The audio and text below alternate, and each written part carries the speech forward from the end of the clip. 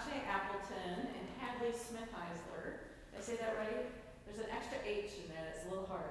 But the two senior students, very, very smart women, involved in so many things on campus that I can't go through the whole list. But Kasha is a history major, Hadley is a history major and French major, both. Terri Walker is also our Lux intern leading us in prayer, but all three of them are like in cahoots as like bestest of friends. So we had to have them all up here together. And Hadley and Kasha have a really beautiful friendship, and that's why I picked them to do this together. So I'm really excited. They've got a beautiful message, and thank you all for being here and for leading us in worship. On the back of your bulletin, you'll see. That's right. When we get back from fall break, we will have chapel that first Monday, the 14th.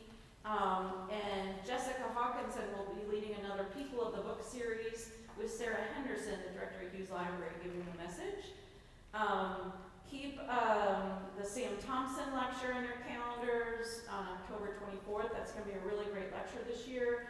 And you may have noticed that y'all got a little homework as you came in. I knew that Hadley and Kasha would bring some new people in, so I was like, I got to get this out today. So I'm looking for inspiration. You probably are too. It's that kind of time of the semester. So for the October 21st chapel message, if you would just fill that out, and my bouncers will be at the door on the way out, making sure you don't leave without giving it back.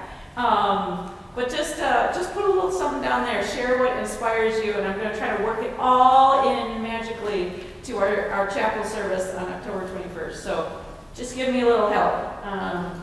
But now I invite you to open your minds and your hearts to the presence of God in this place.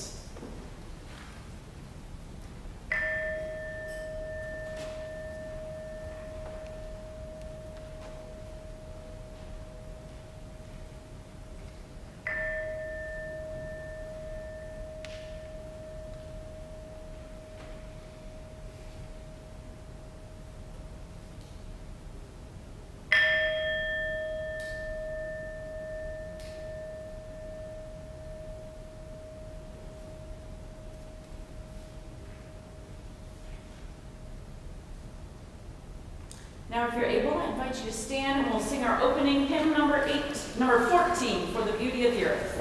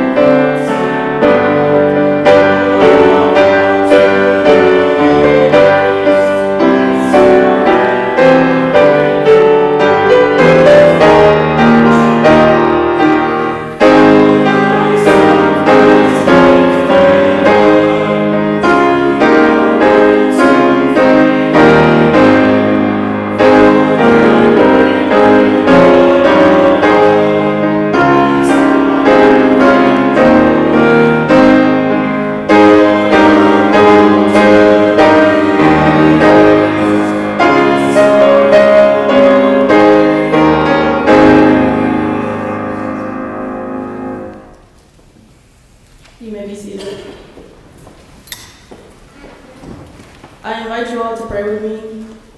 Loving God, fountain of every blessing, upon us to your life-giving word, and fill us with your Holy Spirit, so that living water may flow through our hearts, a spring of hope for a thirsty world. Amen.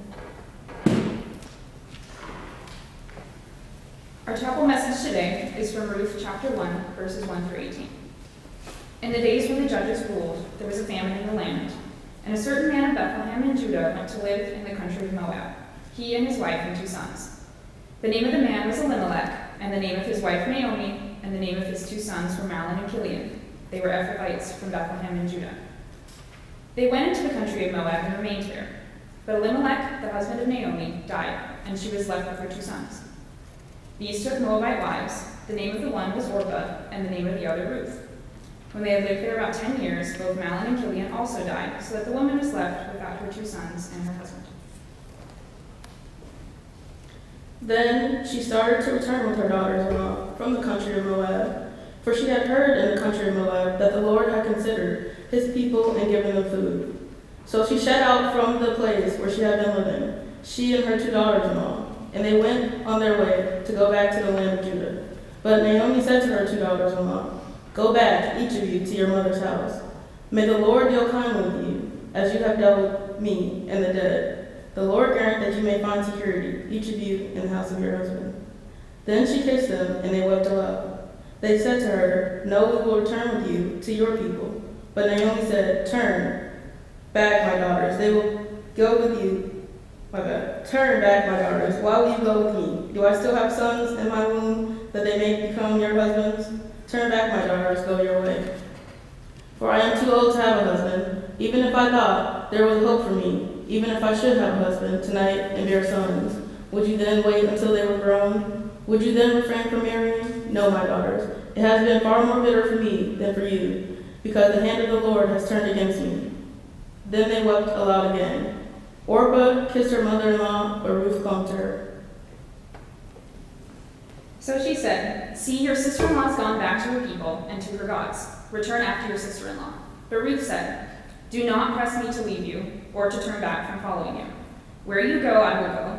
Where you lodge, I will lodge. Your people shall be my people, and your God my God. Where you die, I will die. There will I be buried. May the Lord do thus and so to me, and more as well, if even death parts me from you." When Naomi saw that she was determined to go with her, she said no more to her. This is the word of God. Thanks be to God.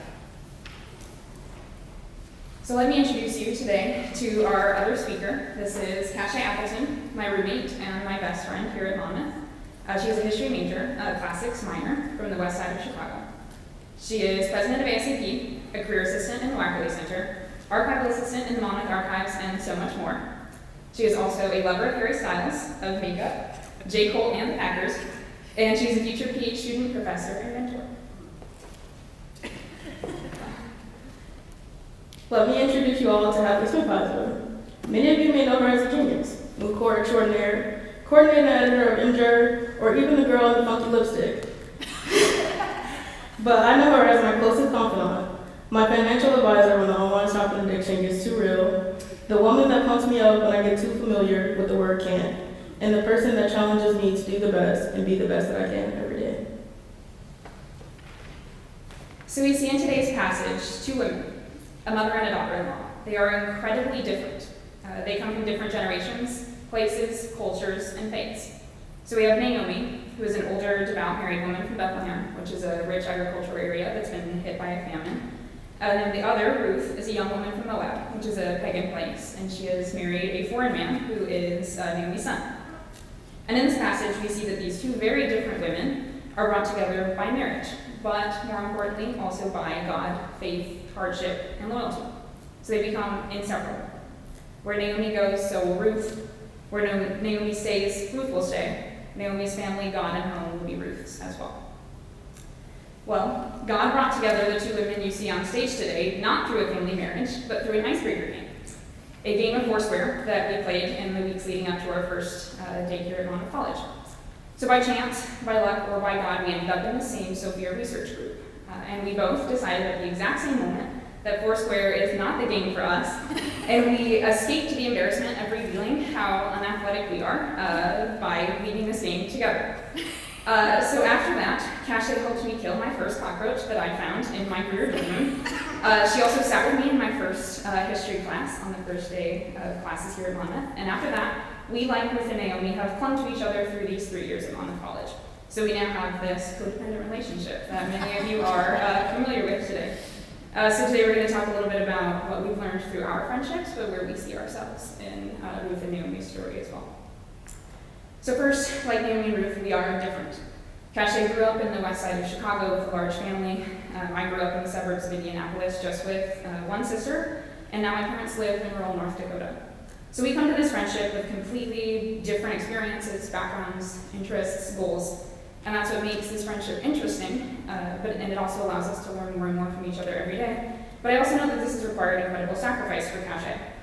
I have existed in entirely white spaces my entire life. I could have counted the number of students of color that were in my graduating high school class on 2 hands.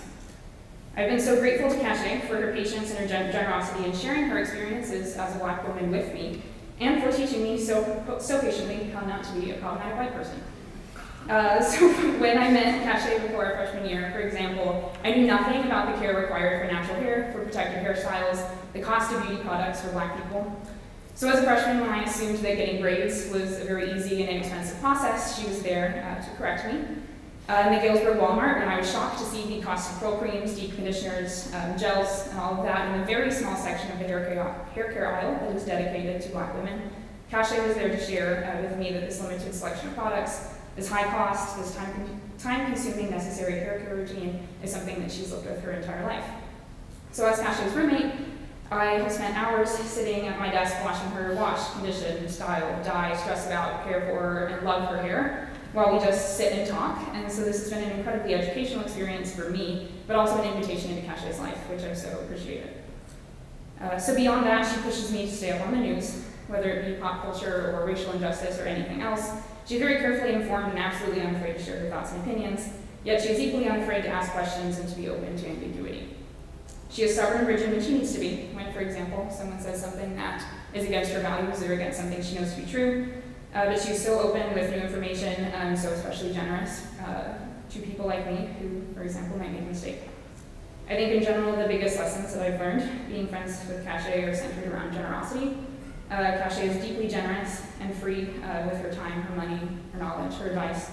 And as her friend, I'm lucky to often be on the receiving end of her listening ear when I'm exhausted by work. Her relentless advice and worry about my skincare routine, and her thoughtful presence.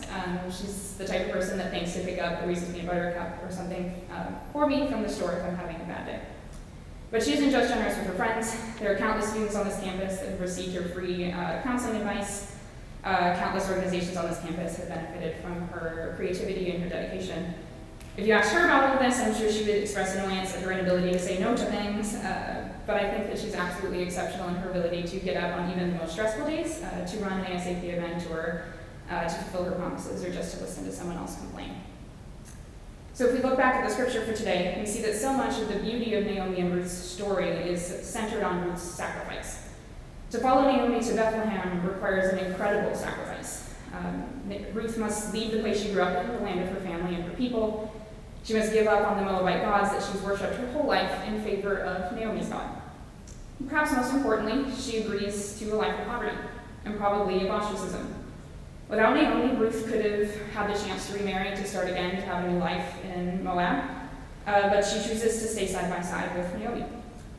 Their world was not a friendly place for unmarried women who didn't have sons or fathers, but Ruth swears before God that she would even die alongside Naomi. So in the following chapters, we do see that these women face hardship, but they're eventually healed through a new marriage, and they are saved and blessed largely through their unconditional love and their loyalty for each other. So these are the kinds of relationships God wants us to have with one another, these deep, honest, loyal, sacrificial relationships and friendships. And I'm so happy that I've found many relationships like this here at Monmouth College, but especially with Kasha.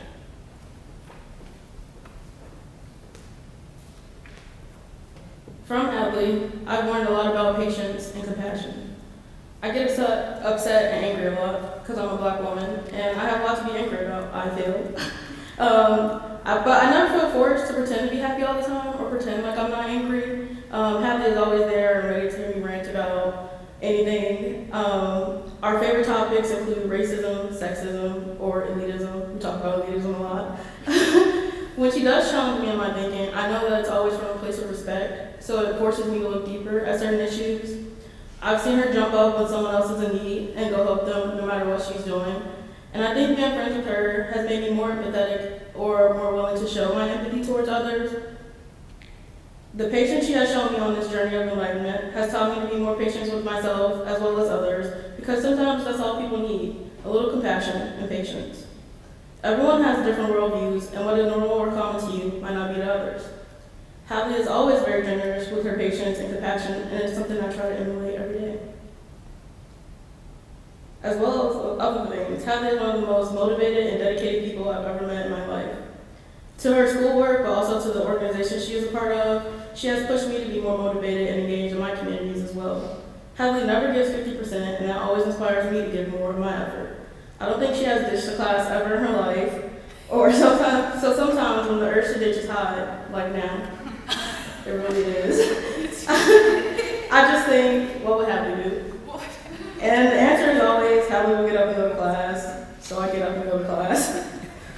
Coming from the inner city of Chicago and moving to Monmouth to attend schools was a tough transition. I often question and still question my place here in academia or my right to be in these spaces, but Hadley is always there to remind me that I work just as hard as everyone else, and that I deserve to be in these spaces because I do the work. Having her here at Monmouth is one of the main reasons I was able to find my tribe and learn to navigate these spaces. I know what a privilege it is to have found a friend like her, because many Black people in my same position don't have the same support or sense of community. So it is hard for them to stay motivated. I wish to motivate others the way that Hadley has motivated me, by being patient and compassionate, giving support, and being a listening ear. The most quoted part of Ruth and Naomi's story is, where will they go? What will they do? And I think me and Hadley are in very similar situations, wondering where we'll be as individuals, as well as how our friendship will grow when we're now at Monmouth. And the truth is, we don't really know. We don't know where we'll be in a few months from now after graduation. We hope that she's in law school and that I'm in grad school, working one step closer to saving the world from racism, sexism, poverty, and all the other plagues of society. Maybe we'll have to return to our mother's home, as Naomi suggests. Like most seniors, we're really just trying to make it to graduation and enjoy the rest of our time here. But with all the uncertainties of life after Monmouth, we know we have built a friendship based on loyalty, love, and respect, where we are constantly uplifted and challenged in the best way. Ruth did not leave Naomi simply because she didn't have any more sons for her to wed. She stayed with her because she loved her. The same will go for me and Hadley. We will take what we learn from each other and continue to grow and learn from each other, because wherever Hadley goes, I will go. Where she lodges, I will lodge. Her people shall be my people. Metaphorically, of course, because she's leaving me for the East Coast. She fake. But we have found forever friends in each other in the cornfields, and so we hope that the story of our friendship will help you find friends in unlikely places as well.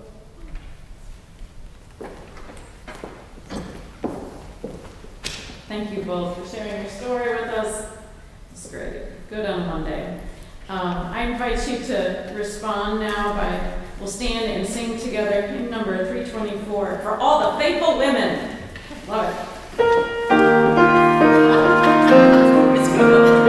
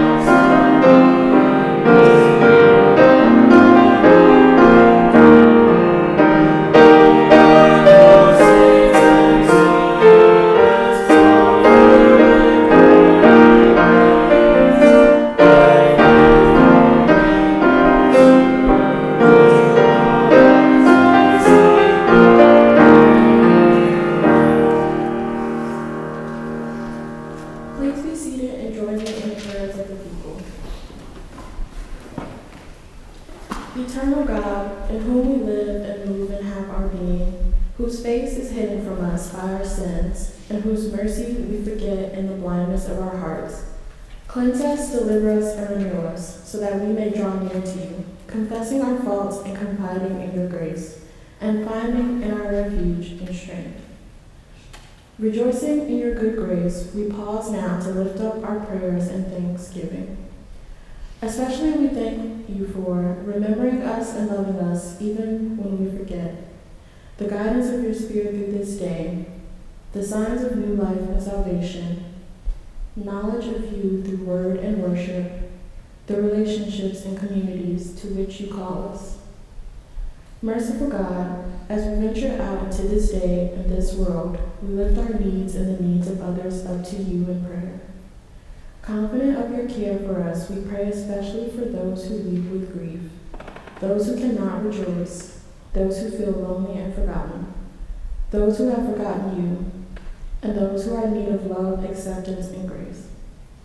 Creator God, accept these prayers of your people, strengthen and renew us for the week that lies ahead, and look with compassion on all who turn to you for help and hope.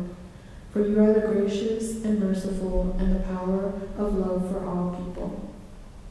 Now, as a community bound together by this college, hear us as we pray the prayer Jesus taught us to pray by saying together, Our Father, who art in heaven, hallowed be thy name. Thy kingdom come, thy will be done, on earth as it is in heaven. Give us this day our daily bread, and forgive us our debts, as we forgive our debtors. And lead us not into temptation, but deliver us from evil. For thine is the kingdom, and the power, and the glory, forever. Amen. Now let us stand and sing our final hymn, number 547, Go My Children with My Blessing.